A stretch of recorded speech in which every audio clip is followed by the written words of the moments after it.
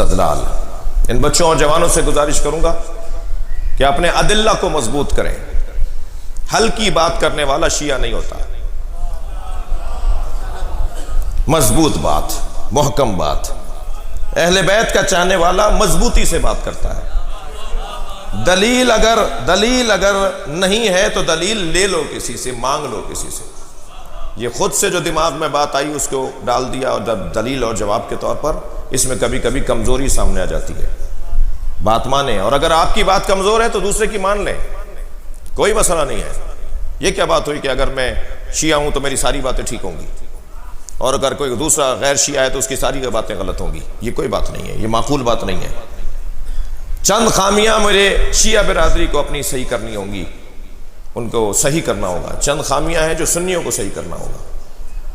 کمزوریاں کچھ وہاں ہیں، کمزوریاں کچھ یہاں ہیں۔ اس وقت اگر میں ان کمزوریوں کی طرف جاؤں گا تو میں اپنے مضمون سے دور ہو جاؤں گا، لیکن ایک اشارہ دے رہا ہوں کہ سوچیں کہ وہ کون سی کمزوریاں ہیں جو شیعہ برادری میں ہیں، وہ کون سی کمزوریاں ہیں جو سنی برادری میں ہیں، اور ان کمزوریوں کی طرف توجہ کر کے خود سے دور کرنے کی ضرورت ہے۔ یہ بھی قاعدہ لے لیجئے کہ پوری قوم کبھی بھی ٹھیک نہیں ہوتی۔ جو قوم کو ٹھیک کرنے کی بات کرتے ہیں نا، انہوں نے روٹ ہی غلط لیا ہے، انہوں نے رستہ ہی غلط لیا ہے۔ پوری قوم کبھی ٹھیک نہیں ہوتی، فرد ٹھیک ہوتا ہے۔ فرد پر کام کریں، اور فرد میں بھی سب سے پہلے اپنے اوپر کام کریں۔ جو اپنے اوپر کام کر جائے گا اسے حق ہوگا، اس کے پاس تاثیر ہوگی، اس کے پاس روحانیت اور نورانیت ہوگی کہ وہ دوسرے پر بھی اثر کر سکے۔ جب میں اپنے اوپر ہی کام نہیں کر پایا، میں نے اپنے آپ کو ہی نہیں سنبھالا، تو میں دوسرے کا درد لیتا پھروں، کچھ بھی نہیں ہوگا، کوئی فائدہ نہیں ہے۔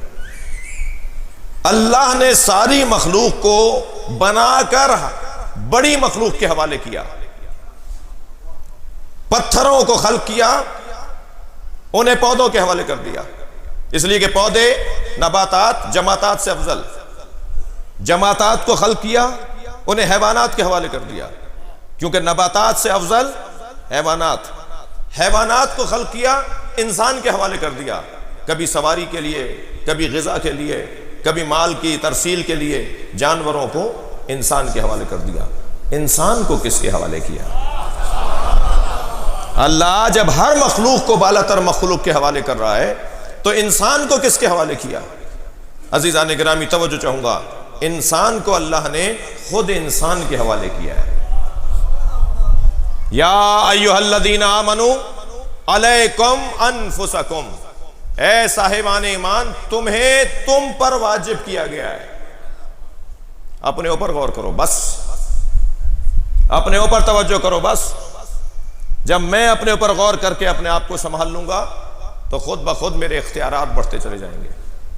سارا مسئلہ یہ ہے کہ میں اپنے آپ کو نہیں جانتا، ساری مشکل ہی ہے کہ مجہول ترین مخلوق انسان ہے۔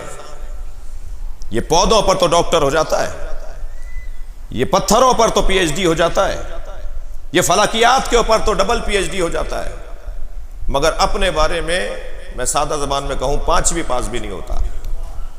اپنے آپ کو جانتا ہی نہیں ہے کہ میں کیا ہوں۔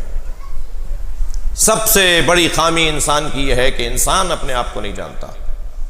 بس جس دن میں نے اپنے آپ کو پہچان لیا، ہم نے فرد نے اپنے آپ کو پہچان لیا، وہی دن میری انسانیت کا پہلا دن ہوگا۔